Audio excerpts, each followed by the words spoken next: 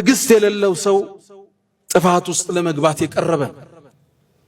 አንዳንዱ ሰው ዚና የሚሰራው በሐላል እስኪያገባ መታገስ ባለመቻሉ ሶብር የሚባለው መሰረታዊ የህይወት ስንቅ ይጎለዋል። ብዙዎቻችን በሐላል ነግደን ማደግ አልሳካልን ሲል ሶብር እናጣና አቋራጭ መንገድ እንፈልጋለን።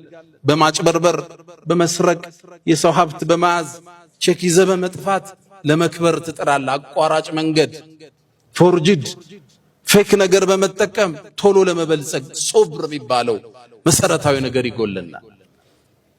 ረመዳን ይመጣና ሶብርን ያስተምራል። እንዴት ያስተምረናል? ቀን ጾመሃል፣ እርቦሃል፣ ፀሐዩን በርትቷል፣ ጉሮሮህ ደርቋል፣ ከፊት ለፊትህ ቀዝቃዛ ውሃ አይተሃል። ለምን አትጠጣው? ጾመኛ ነህ። እስክታፈጥር መግሪብ አዛን እስኪል መጠበቅ ይጠበቅብሃል። ሳታውቀው አንድ ወር ሙሉ አላህ ይኮተኩታል።